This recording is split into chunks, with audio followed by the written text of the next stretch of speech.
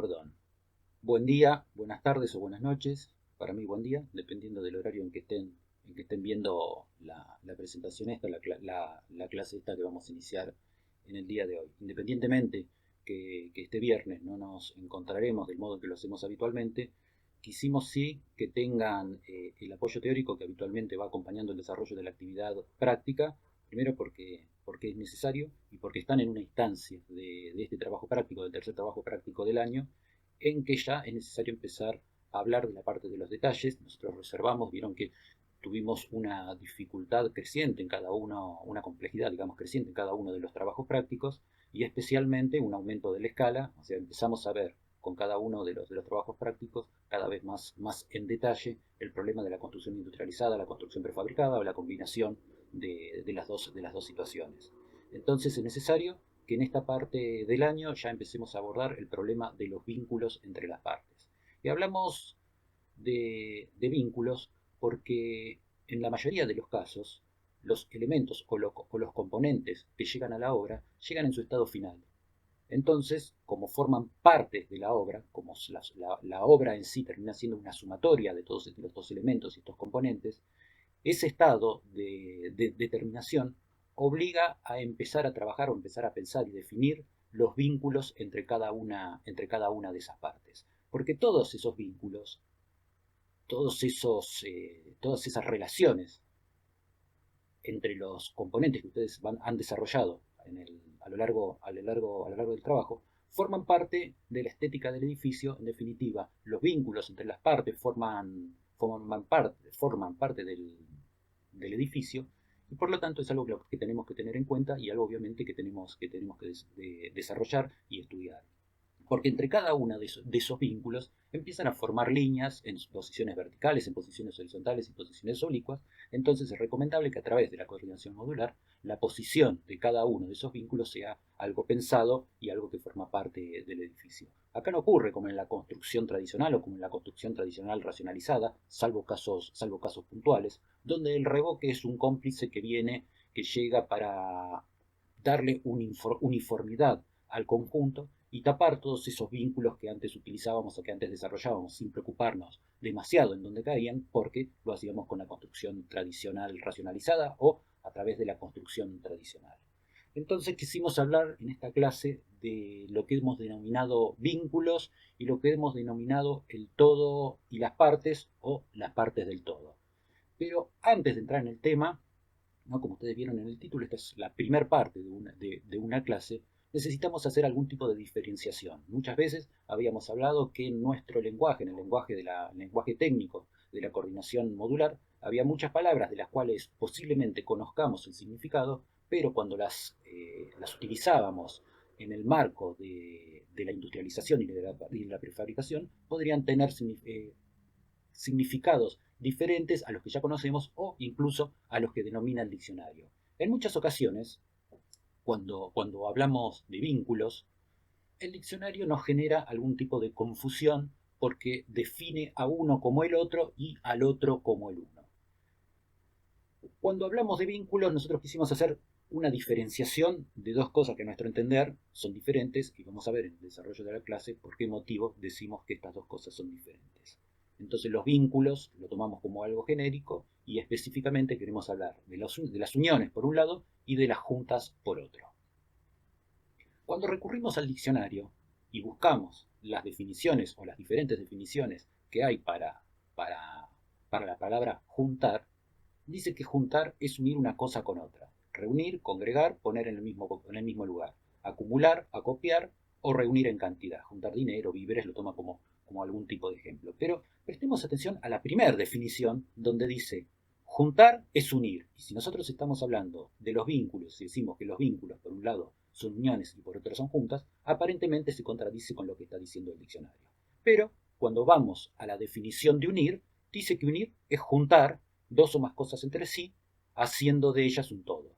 Mezclar o trabar algunas cosas entre sí, incorporándolas, atar o juntar una cosa con otra, física o moralmente, tiene muchas acepciones la palabra unir, acercar una cosa a otra para que formen un conjunto o concurran al mismo objeto o fin. Y algunas de estas definiciones posiblemente las podemos aplicar dentro de lo que nosotros queremos charlar, qué son los vínculos en la arquitectura. Cuando yo les decía que todos esos componentes o elementos que utilizamos en la definición de nuestros edificios llegan terminados y hay que vincularlos entre sí para formar un todo, parece que está bastante relacionado con esto de unir. Pero si nosotros nos detenemos específicamente en las dos primeras definiciones, juntar es unir y unir es juntar. Entonces va a ser necesario que empecemos a buscar aclaraciones para cada una de estas dos palabras.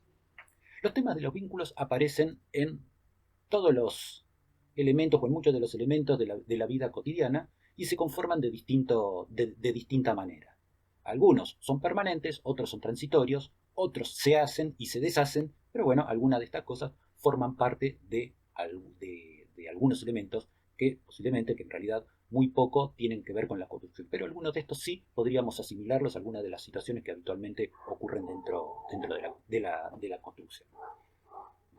Utilizaba esta imagen porque es muy representativa del tema de los vínculos sobre los cuales nosotros queremos conversar, ¿no? Dice, Levi Strauss tuvo la ayuda de Jacob Davis, un sastre que en el año 1872 le propuso una gran solución, ¿no?, para los pantalones. Lo que sucedía habitualmente, que los pantalones que hacía Levi Strauss, que eran los clásicos pantalones de jean que se utilizaban para trabajos mecánicos o para trabajos rurales, con el esfuerzo que se desarrollaba en el trabajo, siempre el método de vinculación que tenía entre las distintas piezas de tela que conformaban el pantalón, se empezaban a romper. Lo que había observado Jacob Davis, que había puntos que eran más, que tenían una exigencia mayor que otros. Entonces, para esos puntos que tenían una gran exigencia, dijo, bueno, vamos a incluir un tipo de vínculo más fuerte, más duradero, y que permita mantener la misma comodidad que tenía la prenda, pero hacerla más resistente a través de reforzar lo que aparentemente eran los puntos débiles para los movimientos del cuerpo humano, para los movimientos vinculados al trabajo que se hacía. Estos botoncitos que estaban situados estratégicamente en los puntos de estrés y tensión, esto es lo que determinó Jacob Davis, multiplicaban la resistencia y durabilidad de la prenda, y viendo los excelentes resultados, Davis y Strauss patentaron juntos esta nueva técnica que se convirtió en el sello de identidad del jean. Esto, obviamente, como dio resultado, luego se replicó para todos los fabricantes de jean que posteriormente existieron.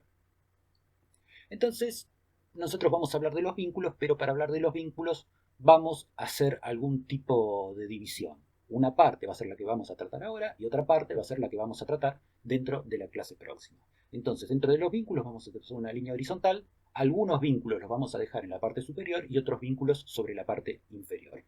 Entonces, vamos a dividirlos como vínculos que no tienen funciones estructurales y, por otro lado, los vínculos que sí tienen funciones estructurales.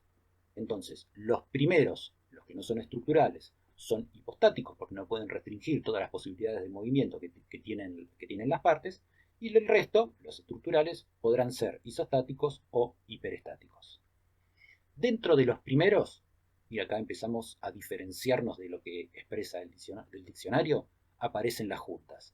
Y dentro de los de la segunda categoría, estos que sí eran estructurales, aparecen las uniones. Hoy vamos a empezar a trabajar con las uniones y vamos a ver que las uniones pueden ser húmedas o secas. A lo largo de la clase vamos a ir viendo distintos ejemplos, y es importante también que ustedes tengan presente toda esta clasificación para que al observar algún tipo de vínculo, puedan incorporarlo o puedan encasillarlo dentro de algunas de estas especificaciones o de estas clasificaciones que les estamos dando. Las húmedas son uniones en las que interviene un material que requiere del fragüe para obtener su resistencia. Por lo tanto, son uniones de características fijas, no admiten movimientos porque son uniones que se componen a través del fragüe de un elemento. En cambio, cuando hablamos de uniones secas, donde hay una variedad muchísimo más importante, hay algunas que pueden ser fijas, cumpliendo características similares al de las uniones, en ese aspecto, al de las uniones húmedas, y otras que son las que denominamos articuladas. Entonces, dentro de las fijas hablábamos de las cementadas. Vamos a ver ahora cómo en la industrialización o cómo en la prefabricación y en la industrialización se usan este tipo de vínculos. Ahora ya directamente vamos a definirlos como uniones. Y por otro lado, cuando hablamos de las secas aparecen las fijas. Algunas son químicas. Estos conceptos los estuvimos hablando sobre la clase de Steel Framing que publicamos la semana anterior, la clase que dieron entre Esteban Jauregui e Ingrid Manzoni. Ya habíamos hablado de este tipo de vínculos, de este tipo de uniones, lo habíamos mencionado, pero no dentro de estas clasificaciones. Entonces ustedes, si empiezan a revisar alguna de los términos que se hablaron en esa clase, van a poder hacer una vinculación y van a poder relacionarlo con todas estas. Y otras que son mecánicas.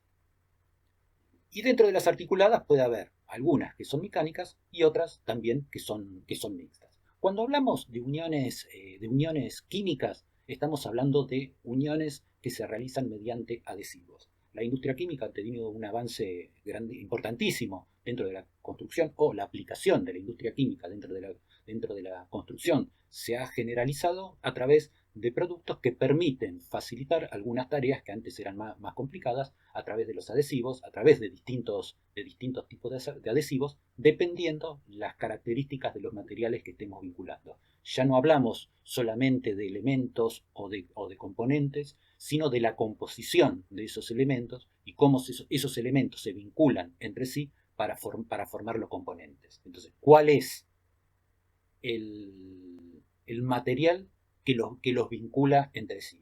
Entonces, cuando hablamos de los productos químicos aplicados como adhesivos en la construcción, hablamos de productos epoxídicos. Los productos epoxídicos son productos de dos componentes, ¿no? Necesitan los dos componentes porque la mezcla de los dos componentes, uno de los componentes es el que hace reaccionar al otro. Entonces a través de la mezcla lo activa, y eso es lo que permite que después el adhesivo seque y se produzca la adherencia.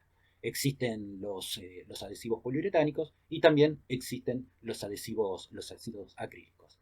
Dentro de las mecánicas vemos que hay una variedad un poco más amplia, y cada una de estas uniones están relacionadas a algún tipo de material en sí, que también es algo que vamos a ir viendo en el desarrollo de la clase. Hay uniones mecánicas que se producen a través de encastres, a través de pliegues. Tienen la característica de ser desarmables. Algunas son remachadas, hay uniones que son atadas, y por último aparecen las uniones que son soldadas, ¿no? Entonces, dentro de las desarmables estamos hablando de las atornilladas. Cuando hablamos de los vínculos desarmables, esto es particularmente importante y es una palabra que nos interesa mucho en el desarrollo del curso. Porque lo que empezaríamos a dejar de lado cuando estamos hablando de las uniones que son reversibles, o sea, que pueden ser desarmables, estamos hablando en la recuperación de un edificio a través o luego de haber cumplido su vida útil. Ya no hablaríamos más de demolición, del mismo modo que dejamos de hablar de construcción y hablamos de proceso de fabricación y proceso de montaje. Ahora podríamos empezar a pensar en muchos casos en abandonar el problema o el término de la demolición para reemplazarlo por la desarmabilidad. Soldaduras, bueno, hay distintos tipos de soldaduras que las vamos también a ver particularmente. Hemos desarrollado un cuadro de clasificación. No es necesario que cada uno de ustedes sea experto en soldaduras, pero sí tener una idea, por lo menos genérica, de cuál es la utilidad que tiene la soldadura en la confección de las uniones entre los distintos tipos de elementos y componentes. Y cuando hablamos de las uniones articuladas, cuando hablamos de mecánicas, estas sí tienen la propiedad de ser desarmables. En algunos casos podrán ser atornilladas, como habíamos visto anteriormente, que la palabra desarmable estaba relacionada con la atornillada, o en algunos otros casos podrá ser clavada. Vamos a ver una guía de puntos, que es lo que en principio debería cumplir un vínculo, ¿no? Esto es un tema importante, fundamental, ¿no? Cuando nosotros necesitamos un vínculo, significa que lo que estamos interrumpiendo es una continuidad. Entonces, cuando esa continuidad se rompe, necesitamos analizarlo cuidadosamente. Y ese análisis cuidadoso es el que requiere el uso del detalle, del detalle constructivo, porque son las cosas que para analizarlas necesitamos análisis, que son temas que para ser analizados correctamente debemos analizarlos desde la parte gráfica, y luego a través de esa parte gráfica tenemos que transmitirlo a quienes tienen que desarrollarlo, a quienes tienen que materializarlo. Primero, todo vínculo debe ser debidamente estudiado, ¿no? que está relacionado con esto que yo comentaba recién. Segundo, debe procurarse la estanqueidad del vínculo solo si los elementos contiguos son estancos. Entonces, si cada uno de los elementos contiguos tienen que cumplir con alguna necesidad de estanqueidad, ese mismo requisito deberá cumplir el vínculo entre los dos elementos o entre los dos componentes. Los vínculos deben ubicarse en sitios de menor exposición a las solicitaciones externas, ¿no? En todos los vínculos es donde se producen algunas tensiones y liberaciones de tensiones. Entonces debemos tratar de escoger puntos estratégicos donde esas solicitaciones sean menores para ubicar en esos puntos los vínculos que necesitemos desarrollar. La estanqueidad debe practicarse por el lado expuesto. O sea, la primera solución a la estanqueidad que requiera un vínculo siempre tiene que estar por el lado que esté expuesto, o sea, por el lado exterior. O sea, esto significa que el inconveniente del ingreso de agua, del ingreso de aire o del ingreso de cualquier otro elemento indeseable hacia el espacio arquitectónico debe detenerse en la parte exterior. O sea, cuanto antes lo detengamos, más eficiente será el vínculo. Si la obstrucción se realiza mediante varios dispositivos, la solución resultante debe formar un todo coherente. Por ejemplo, deben estar perfectamente resueltos los cruces entre las juntas horizontales y las juntas verticales. Esto es algo que nos va a pasar. O sea, esas juntas verticales, ya estamos hablando, acá estamos mezclando en parte en los requisitos que deban cumplir los vínculos, estamos hablando de juntas y estamos hablando de las uniones. Entonces, nosotros nos vamos a encontrar con un entramado de juntas, tanto horizontales como verticales. Entonces, no solamente tenemos que solucionarlo desde el aspecto estético, sino que además tenemos que solucionarlo desde el problema constructivo. Los productos de sellado y cierre en modo alguno han de pretender impedir el movimiento, sino que han de ser capaces de acompañarlos, ¿no? Cada vez que nosotros tengamos que obturar alguna de estas juntas, no es necesario o no es conveniente utilizar cualquier material rígido, sino que necesitamos que cada uno de esos componentes tenga la posibilidad de moverse entre sí o de acomodarse entre sí sin transmitir esfuerzos hacia el que está al lado. Entonces, eso únicamente se puede lograr cuando el vínculo entre las partes se desarrolla mediante materiales que sean elásticos.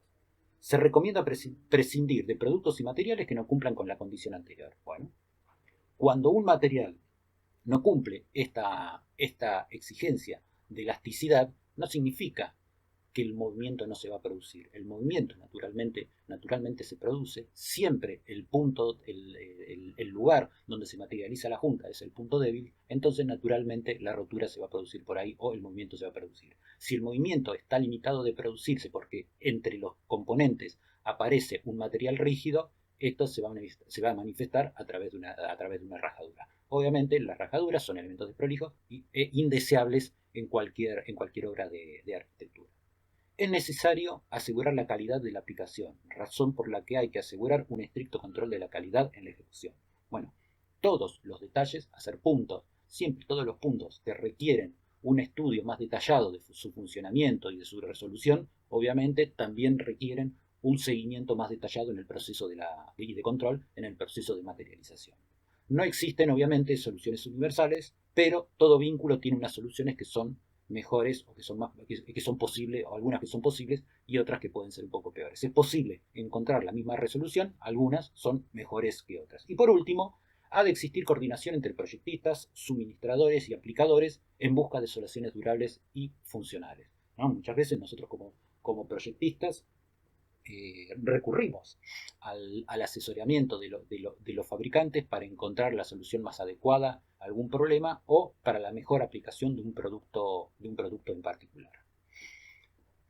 Cuando desarrollamos el primer trabajo práctico, ese trabajo práctico introductorio, habíamos hablado de pieza, ¿no? Como no teníamos incorporado el lenguaje de la coordinación modular y de la construcción industrializada, bueno, hablábamos con algún lenguaje que cualquiera de nosotros podía manejar y entender, ¿no? Porque era parte de la intuición, y el desarrollo del trabajo también fue en parte intuitivo. Pero, ¿no? A medida que ustedes fueron avanzando en los otros trabajos prácticos, incorporando las técnicas y el lenguaje de la coordinación modular, se dieron cuenta que había un montón de cosas que habían hecho intuitivamente, pero que estaban muy relacionados con lo que posteriormente resolvieron como coordinación modular.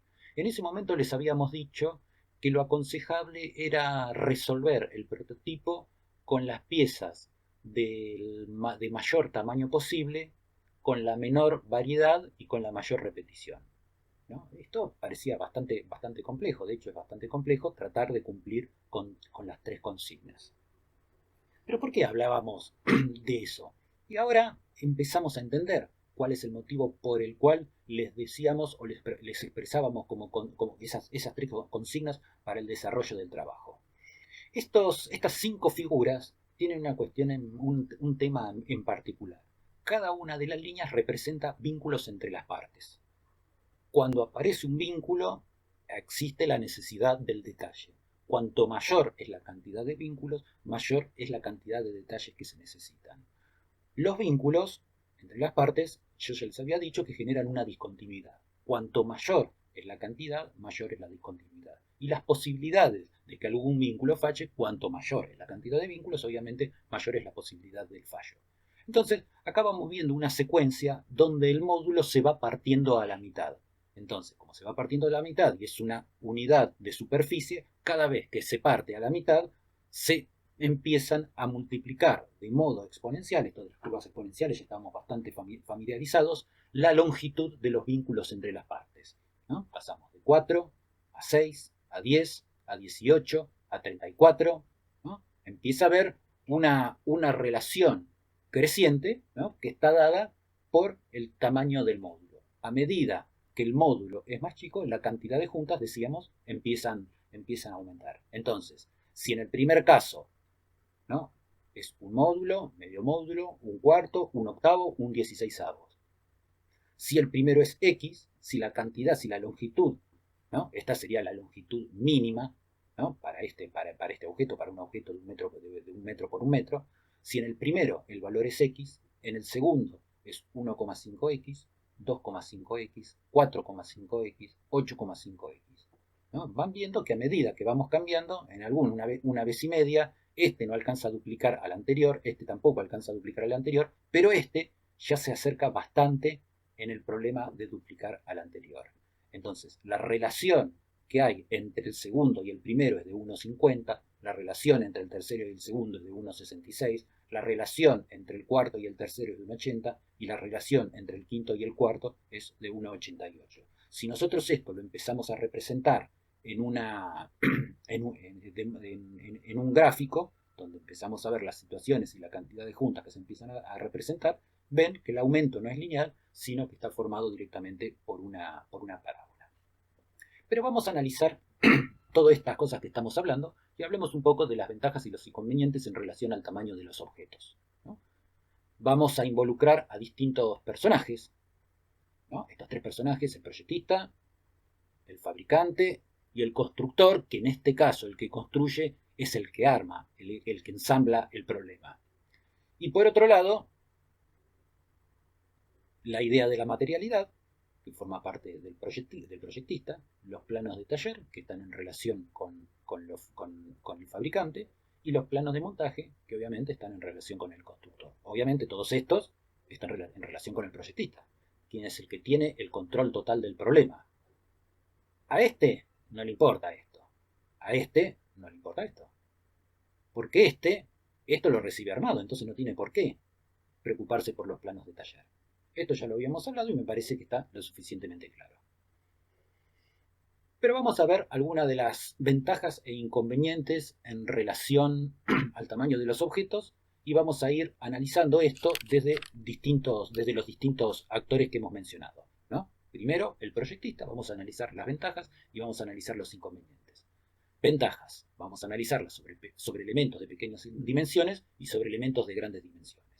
¿No? Primero, facilidad para la confección de cómputos y presupuestos, posibilidad de confeccionar proyectos de un gran nivel de detalle. Vamos a los elementos pequeños, gran flexibilidad de aplicación, posibilidad de logros estéticos por parte del proyectista, ¿no? Todo tiene pro y tiene contra.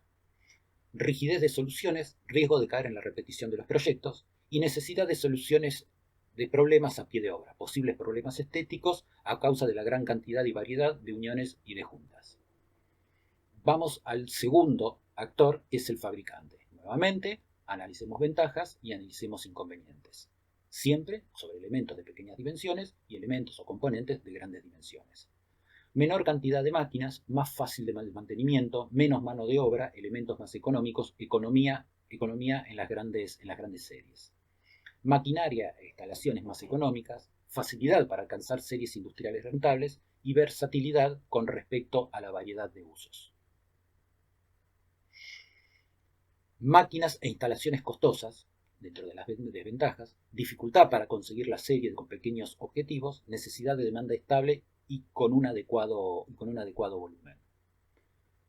Mayor número de maquinarias diferentes, mayor mantenimiento al tener una gran variedad de máquinas diferentes, necesidad de una extensa red de distribución y la carencia de una modulación generalizada que restringe ciertos usos, ¿no? Empieza a ser como todo posible. Y por el lado del constructor, nuevamente vamos a ver ventajas y desventajas, elementos de pequeñas dimensiones y elementos de grandes dimensiones. Ahorro de mano de obra en la obra, a mano de obra, no valga la redundancia en la obra, simplificación de operaciones y organización en obra, mayor estabilidad, vínculos normalizados, ahorro de materiales de relleno e impermeabilizaciones en los vínculos, menor plazo de ejecución, menor cantidad de equipos. Y por otro lado, cuando las piezas son los elementos y los componentes son de dimensiones pequeñas, maquinaria ligera y fácilmente amortizable, libertad de organización de las fases de obra. Dentro de los inconvenientes, una maquinaria pesada y cara, dependencia del programa de suministros y de elementos. Gran empleo de mano de obra in situ, que esto en general para este modo en que nosotros pensamos la producción de los espacios arquitectónicos, lo que tenemos es a que la menor cantidad de actividades se hagan en el lugar y la mayor cantidad se puedan hacer en taller, como también habíamos visto en la clase de steel framing de la semana anterior, las posibilidades de diseño y determinación que tenían todos esos perfiles que se diseñaban específicamente para las necesidades de cada obra. Mano de obra especializada, control de calidad de ejecución más complejo, mayor dificultad para lograr una adecuada impermeabilización de las uniones y de las juntas y un plazo de ejecución más extenso. Entonces, vamos a pasar ahora por distintos tipos de materiales, que son los que componen diversos sistemas constructivos con los que nosotros hemos trabajado dentro de esta actividad práctica, y vamos a ver cómo se soluciona la relación entre los distintos elementos o en la conformación de los componentes con estos distintos materiales que componen diferentes sistemas constructivos. Empecemos por el hormigón.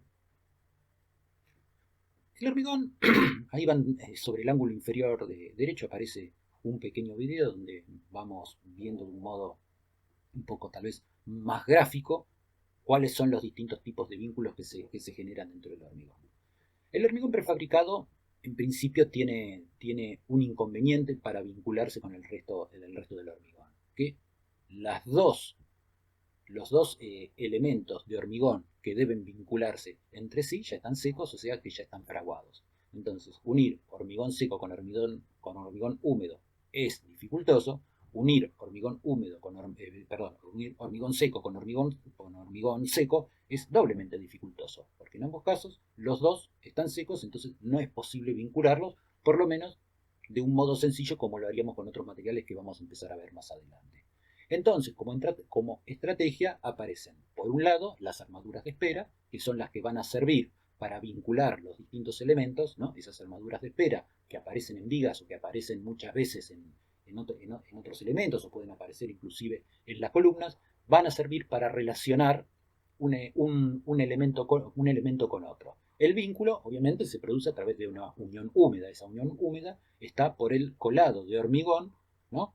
En el punto donde se empiezan a vincular las armaduras. Pero claro, esto es una tarea muchísimo más sencilla que la que habitualmente ocurre cuando tenemos que hacer un llenado de un encofrado completo. Porque previamente a tener ese hormigón colado, que es el que va a producir el vínculo definitivo, ¿no? Las piezas o los elementos de hormigón armado que forman la estructura o que forman los cierres, sí también empiezan a tener ya su posición y sobre la cual se puede trabajar. Entonces, alcanzamos a ver en el video, ¿no? Cómo por otro lado, al ser sistemas de un gran peso, que se requiere una maquinaria especial, una maquinaria pesada, para poder hacer el izaje de cada uno de los elementos que forman parte del sistema. Después, dependiendo de cada uno de los fabricantes, pueden existir diferentes dos modos de vinculación. En algunos casos siempre necesitan de la asistencia de otro material. O es el hormigón, o en otros casos es a través del acero, que puede aparecer como elementos en los extremos, como un agregado que se puso obviamente previo al fragua en los extremos de los elementos, para poder generar las vinculaciones a través de ya una unión que podría ser una unión seca, una unión mecánica, o sea, una unión que ya no requiere del colado de hormigón. Al no requerir del colado de hormigón, ya estamos hablando de un vínculo que puede ser reversible y que puede, por lo tanto, ser desarmable, ¿no? Dentro del paseo que estábamos dando en este video, donde veíamos algunos diferentes tipos de vínculos con el hormigón, veíamos cómo se posicionaba, ¿no? Acá en este caso la tarea del izaje de una columna, y específicamente vean cuáles son las preparaciones que tiene la columna. Primero, unos orificios en la parte interior. Tengan en cuenta que posiblemente estamos hablando que lo que están acomodando esos operarios y que está colgando de arriba es una columna que posiblemente puede estar pesando 3, 4, 5 mil kilos, y en la cual hay que enhebrar toda esa armadura para que quede en su posición definitiva. Y en la parte superior, obviamente, tiene las terminaciones necesarias para poder recibir vigas o para poder recibir algún otro tipo de elemento que termina de configurar el sistema. Entre medio veíamos que inclusive había una parte que estaba vacía, que solamente se veía la armadura y que no tenía el hormigón.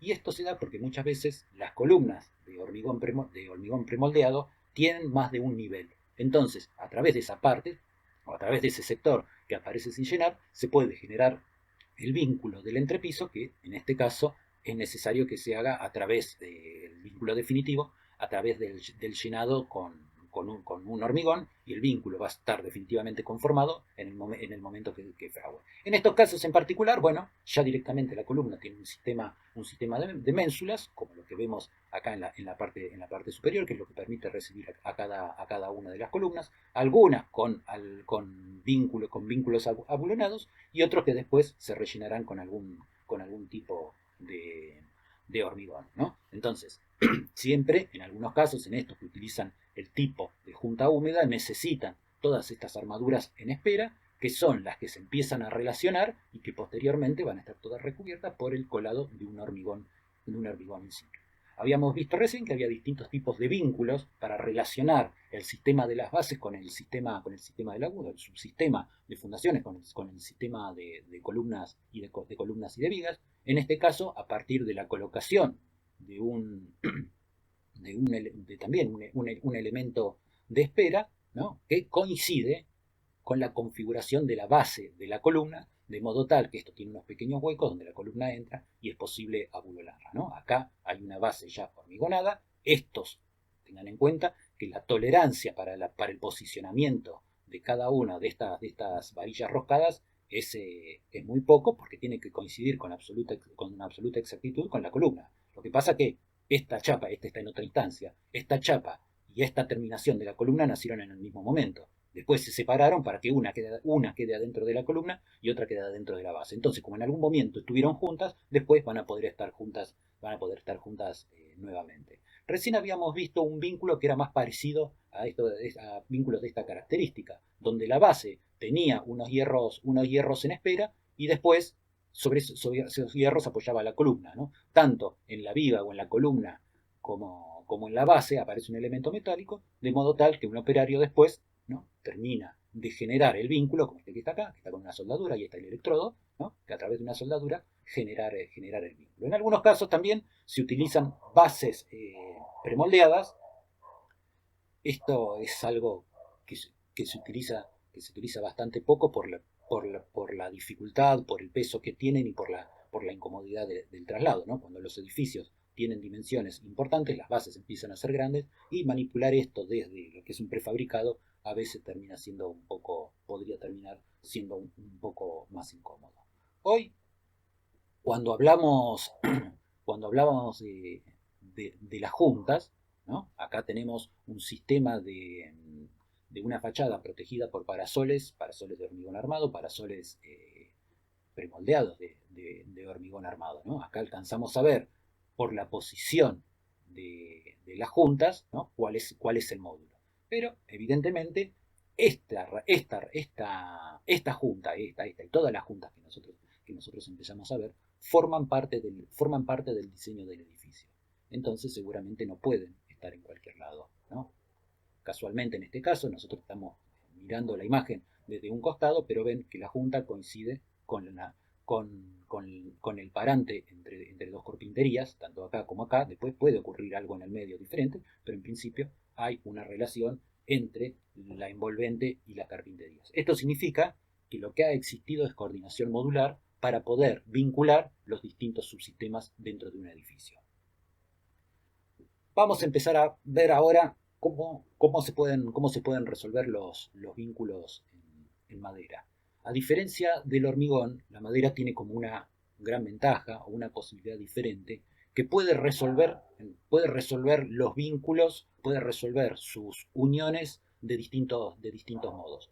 Puede hacerlo por sus propios medios, o sea, generando encastre, como todo esto que estamos viendo ahí en la parte inferior izquierda nuevamente, aparece un video con una compilación de distintos tipos de vínculos, ¿no? A través de encastre, que lo que hacen es generar, por un lado, trabas y por otro lado, generar una mayor superficie de contacto. En algunos casos, este tipo de vínculos se complementan con algún tipo de adhesivo, como pueden ser colas vinílicas o epoxídicas, o directamente a través de su forma, ¿no? permiten estar vinculados. Cada uno de estos vínculos no son cosas que se crean en el momento, sino que son vínculos estandarizados y que se utilizan con todo tipo de madera. Son muy frecuentes en lo que es la carpintería, pero también vamos a ver cómo en muchos edificios este tipo de vínculos empiezan a aparecer directamente en la gran escala, ¿no? Y tratando de formar los edificios. O sea, todo esto que ahora lo estamos viendo en una escala un poco más reducida, vamos a ver que también es posible generarlo en otro tipo de tamaños o con otro tipo de dimensiones, ¿no? Hablábamos de los vínculos en la madera, ¿no? Acá hay una serie de vínculos animados que lo que permite es entender cómo funcionan entre sí. Algunos, obviamente, son extremadamente complejos, pero vean que en la mayoría de los casos, si no en todos los casos, la fijación o la unión se produce sin necesidad de otro elemento.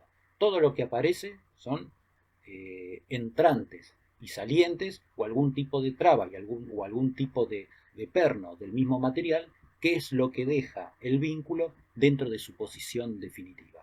Entonces, en este caso en particular, no requiere de ningún otro tipo de elemento. Pero a veces, ¿no? Porque esto es el caso de la madera es como más flexible que el hormigón, permite distintos tipos de vínculos. Es posible vincular madera con madera a través de clavos, a través de bulones o a través de tornillos. O, en otros casos, además de los clavos, de los bulones y de los tornillos, se utilizan también elementos metálicos. Para eso hay un montón de recursos, hay algunos que produciendo un tajo en la madera, esto ingresa en la madera, ¿no? y aparecen los bulones, que es lo que mantiene todo centrado, o aparece algún elemento metálico estandarizado que ya tiene las dimensiones de acuerdo a las escuadrillas comerciales en que viene la madera.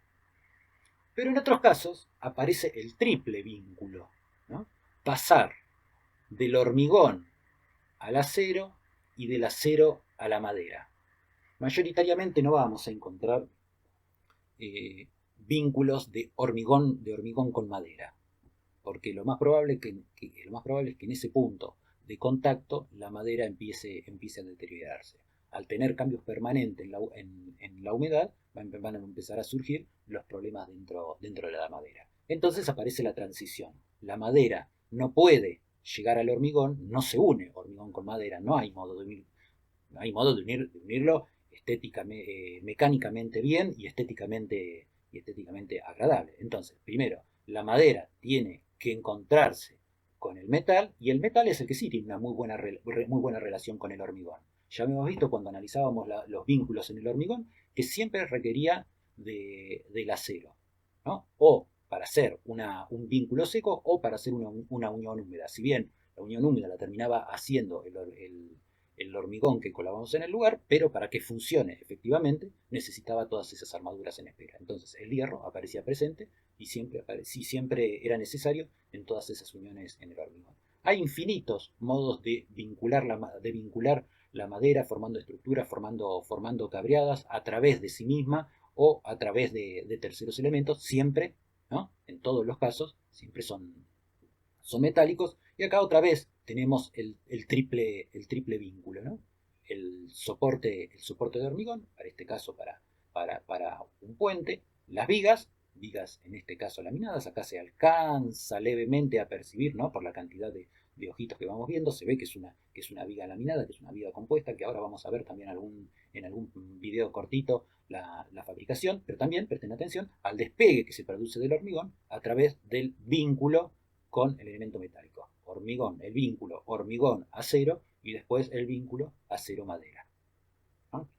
Hablábamos recién, esto era una viga laminada, en el caso anterior era una viga que además tenía una forma curva. Lo que estamos viendo en este caso es el proceso de fabricación de una viga laminada. Que lo único que hay que hacer, lo único que necesitamos hacer, nosotros de vigas laminadas, por lo menos de vista, por lo que vemos en la facultad, nos resultan bastante familiares, son rectas, y las de las galerías, las vigas curvas de las galerías también son maderas laminadas, ¿no? Es una sucesión de pequeñas maderas que se van apoyando una entre sí, pero de distinto largo, para ir produciendo una traba, ¿no?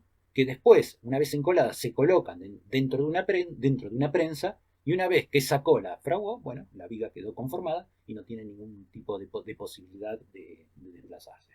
Pero vamos a ir viendo algunos ejemplos de edificios. Ya recién con el hormigón habíamos visto un edificio. Vamos a ver un edificio también resuelto íntegramente en madera. Este es un edificio en Chile. No recuerdo en qué ciudad, si está en Santiago o en otra. Edificio Bip Computer de Alberto Mozo, ¿no? Un caso bastante interesante, ¿no? Son como dos grandes vigas reticuladas que son las que conforman la planta baja y los dos niveles superiores del edificio, ¿no? Acá está la planta obviamente es muy sencilla, ¿no? Es un edificio de oficinas que no tiene ningún tipo de división, tendrá alguna oficina de gerencia, pero nada más. Después es como un espacio libre de uso, ¿no? Y acá está el proceso de armado del edificio, ¿no? Acá hay algo que llegó parcialmente armado, porque dadas las características, dadas las dimensiones que tiene este componente, sería prácticamente imposible de trasladar. Pero sí hay algo muy importante, que no fue armado en la altura, sino que pudo armarse en el piso, y después a través de distintos dispositivos de izaje se lo va poniendo en la posición definitiva hasta, ¿no?, que a través de vincularse con otros componentes no pueda perder su estabilidad. Lo que sí podemos ver es el tipo de vínculos que tiene la madera con la madera, y obviamente está desarrollado todo a través de un sistema de bulones, ¿no?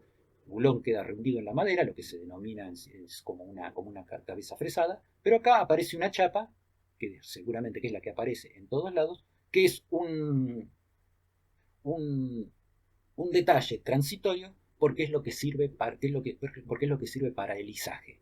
Entonces nosotros no podemos izar este componente desde cualquier punto, porque estaríamos sometiéndolo a algún tipo de exigencia para lo cual no fue pensado. Entonces también hay que diseñar los componentes para que puedan resistir esfuerzos de izaje, que son todos esfuerzos que obviamente o inicialmente no estaban previstos, ¿no? Como para evitar el punzonado, para evitar la perforación de la cabeza del bulón sobre la madera, ¿no? El único modo que existe, o uno de los modos que existen para agrandar la superficie, para aumentar la superficie de contacto, es la colocación de una arandela. Esto obviamente forma parte del aspecto del edificio, de la estética del edificio, entonces tienen que estar en una posición ordenada. Esto, ¿cómo podría haberse resuelto de otro modo? Podría haberse colocado una chapa, pero la resolución o la decisión estética del proyectista, ¿no?, pasó por el hecho de tener estas arandelas y por tener esta especie de 6 escarapelas en cada una en cada una de las uniones y que forman parte, obviamente, del diseño y de la identidad del edificio. Esto, si bien no es un edificio, sí es un aparato bastante particular, ¿no? Porque es un observatorio de aves. Sí, lo seleccionamos porque tiene un concepto similar también al de vinculación de las distintas maderas entre sí, pero ya no a través únicamente de los bulones, sino a través de una especie de cartelas, o sea, chapas que van acompañando las formas del cordón superior, del cordón inferior, y que también empieza a vincular las distintas diagonales entre sí. De lo que estaba hablando era de esta pieza metálica, ¿no? Que necesariamente hay un pequeño rebaje dentro de la madera para que esto no sobresalga, para que quede más o menos cada una de las tuercas en el plano de la madera, entonces es un pequeño rebaje de cada una de las diagonales, se pone una de estas de un lado y otra del otro, ¿no? Acá está la cabeza del bulón, del otro lado seguramente aparece la tuerca. Acá también se ven, ¿no? Acá también se ve cómo va teniendo piezas metálicas y bulones para la definición de cada uno de esos vínculos, ¿no? En el edificio de Nueva Caledonia de Renzo Piano aparece tal vez una sofisticación un poco más grande en la definición de las características de estas vigas curvas multilaminadas metálicas a través de la inserción también de unos elementos metálicos, ¿no? Nuevamente la transición desde el suelo, desde la base de hormigón, el elemento metálico, y después del acero pasa a la madera. En este caso, además, tiene una serie de tensores que son los que le dan la rigidez transversal o que mantienen cada una de esas vigas curvas en su posición definitiva, ¿no? Y también está esta especie de choza que es una representación, una reinterpretación de la casa Kanak característica también de esta zona. Dentro de las distintos tipos de vínculos que habíamos visto, ¿no? Alguno podría decir, qué raro esto, ¿cómo puede ser una unión atada? ¿No? Esto es lo que pasa en las casas típicas de bambú de Haití. Esta no es una casa típica, pero sí es una reinterpretación de Laurent Sambal a través de la tradición, a través de mejorar las tradiciones y a través de estudiar las tradiciones constructivas del lugar, ¿no? Un mejoramiento en los vínculos entre el bambú, ¿no? Un material muy utilizado en muchas regiones, en las regiones donde el bambú tiene como una gran característica, una gran propiedad, que es la rapidez de crecimiento. Entonces, por eso la utilización. Lo que posiblemente sea es bastante complejo de resolver por la forma propia que tiene el bambú, al ser todas secciones circulares, es el problema en la vinculación o en resolver la unión entre estas distintas partes, ¿no? Por eso aparecen distintos tipos de anudamiento, que es lo que corresponde a la arquitectura clásica del lugar, y una reinterpretación a través de la utilización de un elemento ya más que es un producto de la industria en reemplazo de todo este tipo de juntas, ¿no? En Sevilla, el Metrosol Parasol también es un caso interesante de un edificio en parte en madera, y en parte en hormigón, pero que muestra un sinnúmero de vínculos y de uniones entre elementos de madera, ¿no? Acá en este caso, madera con madera, una unión articulada de madera con madera. Acá se ve, ¿no? Acá se ve el bulón metálico, que es el que permite la articulación, y acá, ¿no? Siempre valiéndose del elemento metálico, el elemento de acero, para darle estabilidad a una estructura de estas características o una estructura de estas dimensiones que no podría lograrse con otro tipo de vínculo. Entonces, la madera es algo bastante más complejo a como la conocemos en su formato natural, ¿no? Y empieza a ser un multilaminado, algo similar a lo que hemos visto en las maderas laminadas, pero ahora en formato de placas, que además empieza a incluir el acero para mejorar la vinculación y para mejorar la resistencia entre los distintos en la totalidad del conjunto. Pero en definitiva, ¿no? Todo surge a partir de, primero, un apoyo de hormigón. De ese hormigón aparece una primera estructura de acero y después, a partir de ahí, se empieza a generar el resto de la madera. Pero un edificio emblemático en la construcción en madera ¿no? El edificio Tamedia, ¿no? Del año 2013, está en Silla de Shigeru Ban. Bueno, la obra de Shigeru Ban se caracteriza por muchas obras resueltas con maderas, pero esta particular es bastante particular porque es diferente a la gran mayoría. Y en este caso sí aparecen vínculos, algunos pocos, resueltos con la ayuda del acero para vincular la madera, pero mayoritariamente resueltos directamente con distintas trabas y distintos vínculos de madera y de madera con madera, donde ya no intervienen otros materiales, no interviene el acero, sí posiblemente intervenga alguno de los, digo, alguno de los adhesivos, alguna resina adhesiva para poder vincular poder vincular la estructura, ¿no? Después, por fuera, lo que estamos viendo es una imagen que se asemeja bastante a cualquier edificio de la arquitectura internacional, pero lo particular, lo diferente, lo interesante está todo en la estructura, no solamente en la estructura, sino también en esos entrepisos que en algún momento se veía en el video, que está formado por placas, ¿no? Por sí, por planos, ¿no? Que también, por planos que están modulados, que también son todos de madera, ¿no? Si vemos un poquito más de cerca el problema vemos el, el uso artesanal de la madera en cada uno de los vínculos. Necesariamente esto no hay nada de esto que esté hecho en la obra, ¿no? Por el grado de terminación que observamos en cada uno de los elementos, vemos que son todos productos de la industria y de una alta industrialización y de un taller bastante sofisticado. Pero también es interesante ver cómo, ¿no? Lo iba ideando Shigeru Ban a través de sus dibujos, ¿no? Cómo sus dibujos además se aproximan muchísimo a lo que después es el resultado formal del edificio. Bueno, pasamos medio de largos en algunos detalles del conjunto, algunos detalles del sistema. El orquideograma de Medellín, ¿no? Este es un edificio que en cierto modo tiene algún tipo de semejanza con el que habíamos visto antes en Sevilla, porque son edificios que tienen una función arquitectónica bastante particular. Bueno, es un edificio que alberga una zona de paseo, y acá también, a través de la repetición de un módulo objeto, que es ese hexágono, que va generando, ¿no? Todo este espacio semicubierto, ¿no?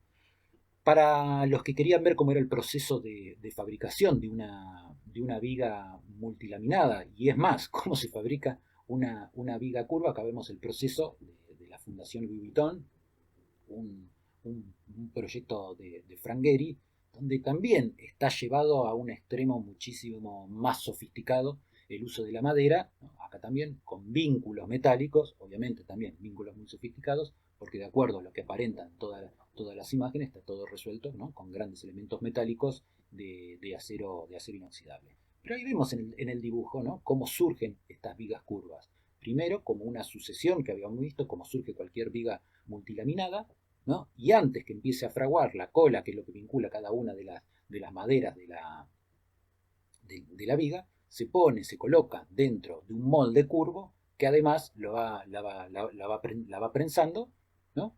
Y ya queda la forma. Entonces la va prensando, va formando, va tensando las fibras para que se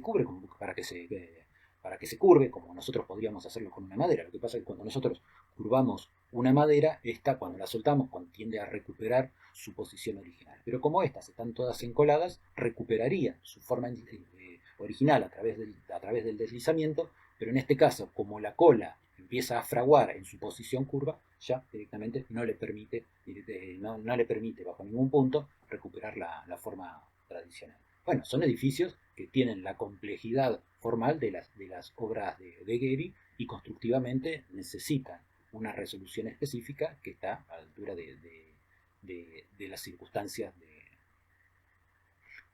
este tipo de edificios. Bueno, vamos a pasar al metal. El metal le ayudó a todos los otros materiales, ¿no? Esta es la primera imagen que nos viene a la mente de lo que son posiblemente las uniones en metales, las primeras uniones en metales. En el video que está ahí al costadito, lo que estamos viendo es el proceso de colocación de un roblón, ¿no? Nosotros muchas veces vemos los roblones como algo que está ahí, como algo decorativo, como algo simpático, pero ¿cuál es el funcionamiento? ¿Cómo funciona un roblón? ¿Cómo es que después puede tener esta forma o esta otra forma, ¿no? Vinculando dos chapas o vinculando las dos chapas externas que presionan a una chapa interna. Cuando hay que hacer una restauración en alguno de los puentes, que en la mayoría de los casos pueden tener valor histórico, es necesario restaurarlo con la misma tecnología. La técnica de la unión con remaches o con roblones es algo que obviamente no existe más. No existe más desde el momento que apareció la soldadura. Ahí en las imágenes se ven muy bien cómo funciona el roblón. El roblón es un elemento metálico que tiene una cabeza semiférica, para lo cual, primeramente, hay que hacer un agujero en las chapas que se desea vincular. Los roblones, obviamente, hay que calentarlos para que estén prácticamente en el punto de fusión. Se colocan en su posición y después, con otra herramienta, se martilla el otro extremo. Tiene una forma cóncava con una semiesfera. Se martilla desde el otro extremo a través de una vibración y le da la forma y le da esa misma forma de semiesfera de los dos lados. Lo que sucede con el roblón, claro, como todos los metales, cuando aumentan la temperatura, también se dilatan. Y al contraerse y al enfriarse, se vuelven a contraer. En ese proceso de contracción es donde generan la fuerza y la unión entre las distintas, entre las distintas chapas. Entonces, todo lo que nosotros estamos viendo son toda esta sucesión de semiesferas, que es lo que vemos permanentemente que decora muchas de las estructuras. Tomemos por caso, cuando se nos viene presente, el tinglado de la estación de trenes de La Plata o de cualquier otra estación de trenes que están resueltas del mismo modo. Pero claro, como estos también son elementos visibles, también están puestos de un modo estratégico y de un modo decorativo. No, en realidad no es un modo decorativo, están puestos de un modo que cumplan su función estructural, pero además decorativamente puestos para que el aspecto general de lo que del componente que está armando también sea armónico, ¿no? Decía, los roblones desaparecieron por la aparición de la soldadura, ¿no? Hay dos cuadros donde va haciendo un repaso de los distintos tipos de soldaduras, pero las soldaduras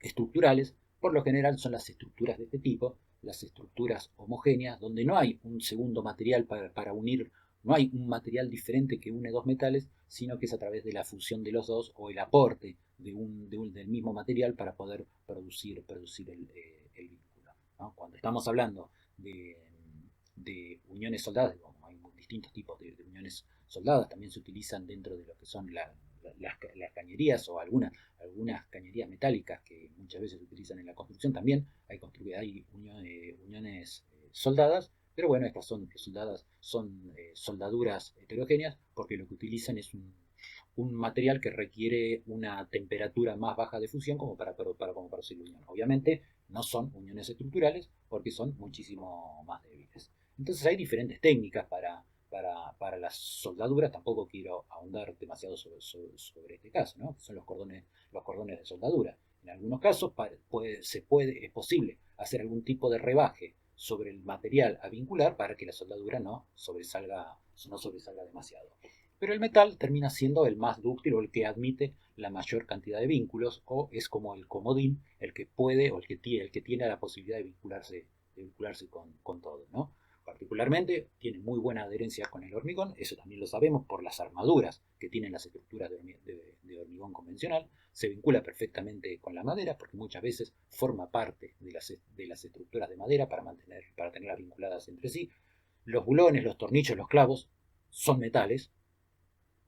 Entonces vemos que la posibilidad de vinculación es prácticamente infinita.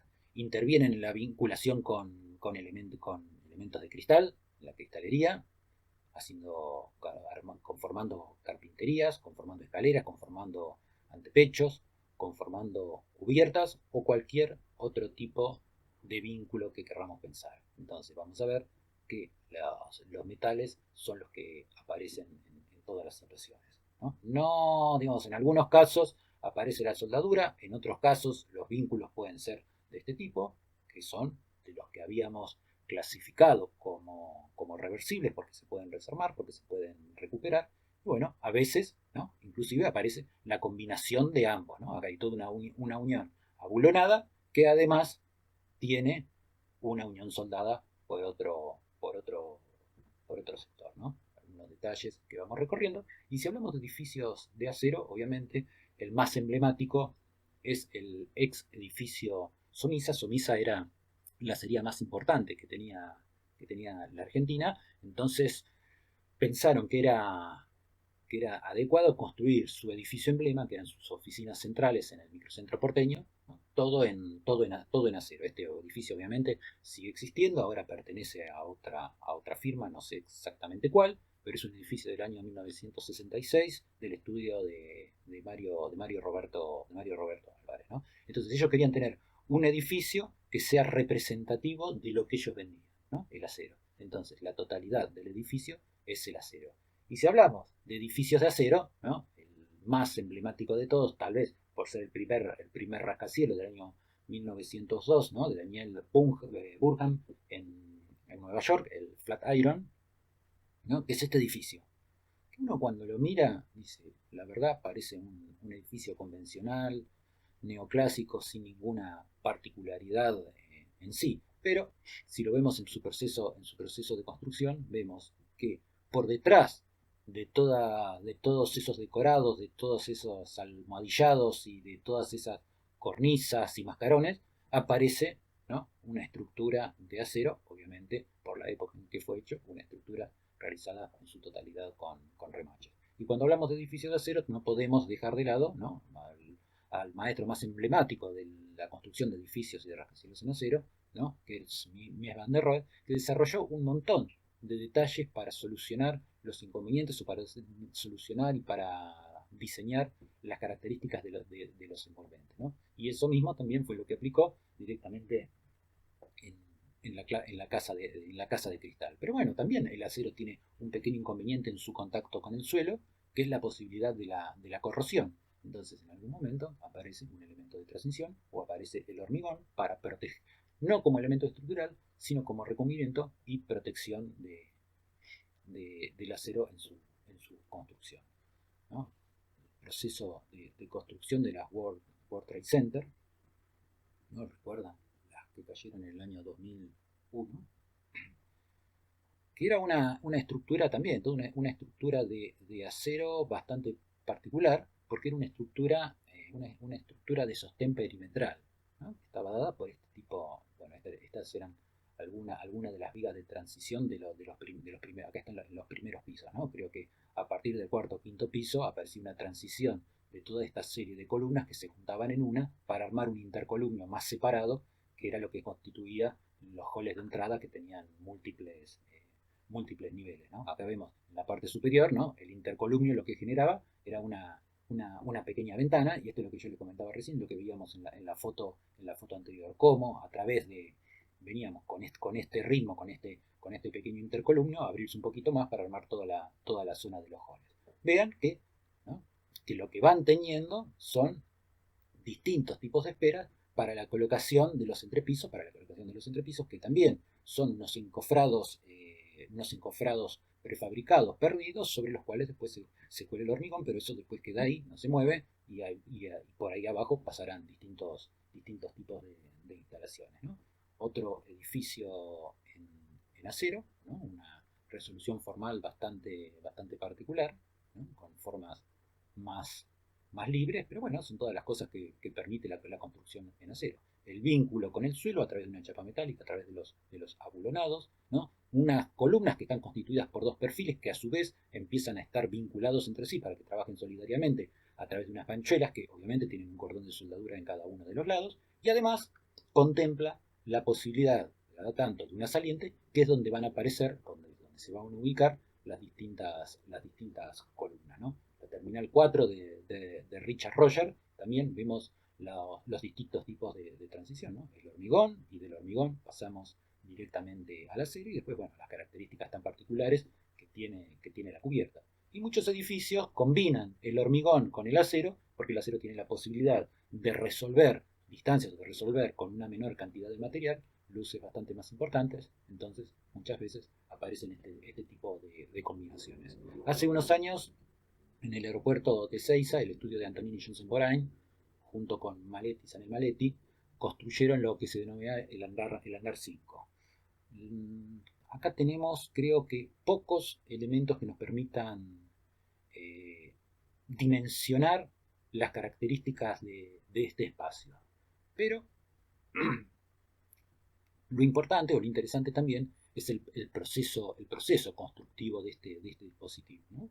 Vean que hay una secuencia de fotos donde toda la totalidad de la cubierta se construyó en el suelo y después, de a poquito, se fue levantando hasta llevarla a su posición definitiva, ¿no? Todo esto que ven acá arriba son los pequeños guinches o las pequeñas grúas que van tomando el techo de diferentes puntos para poder levantarla. La importancia de esta construcción metálica está dada en que tiene que tener la luz suficiente como para recibir, ¿no?, el avión comercial más grande que existe, que es el Airbus 380. ¿No? Entonces, las características o el motivo por el cual fue construido este hangar fue para alojar, ¿no?, en alguna de las rutas comerciales de algunas de las aerolíneas que llegan a Ezeiza para algún tipo de mantenimiento que son habituales dentro de los aviones, ¿no?, las dimensiones necesarias para contemplar la incorporación del Airbus 380.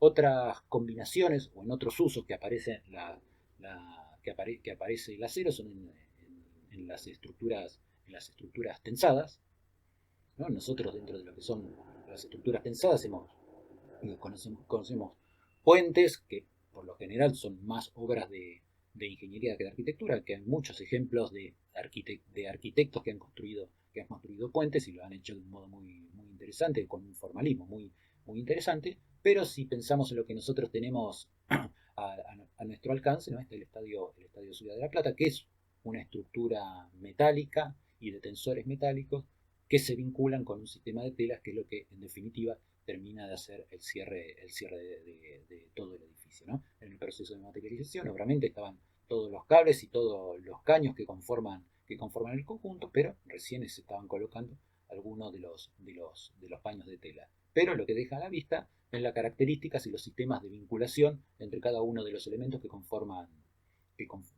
la cubierta, ¿no? Acá hay algunas uniones que son del tipo de uniones que habitualmente se usan en caños de sección circular, que son las bridas, ¿no?, que es una especie de anillo perforado, ¿no? De un lado hay un anillo perforado y la otra pieza tiene el mismo anillo perforado, que se acercan entre sí y obviamente después van con una serie de bulones todas alrededor, ¿no? Posteriormente habrá que hacer el tensado de las telas, ¿no? Pero acá vemos, por un lado, todos los bulones que forman parte de esta brida, el nudo, ¿no?, que es un diseño bastante particular y que es lo que recibe a la estructura, ¿no? Por acá aparecen algunos guiadores de los caños, y acá el proceso de fabricación, ¿no? Uno cuando los mira en así, ¿no?, por fuera de su posición, estos son nudos que están colocados dentro del estadio, que fueron fabricados acá en La Plata, en el astillero Río Santiago, ¿no? Hay una prefabricación muy importante de todos los elementos para poder conformar el conjunto del techo.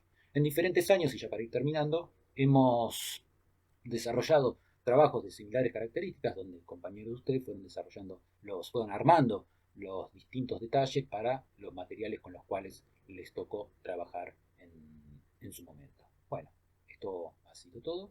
Esperemos que les sea útil y nos veremos el próximo viernes. Recuerden que además todos estos temas van a formar parte de la segunda evaluación parcial, que van a encontrar la fecha exacta, que creo que es mediados de octubre, dentro del cronograma del trabajo práctico número 3. Nada más, muchas gracias.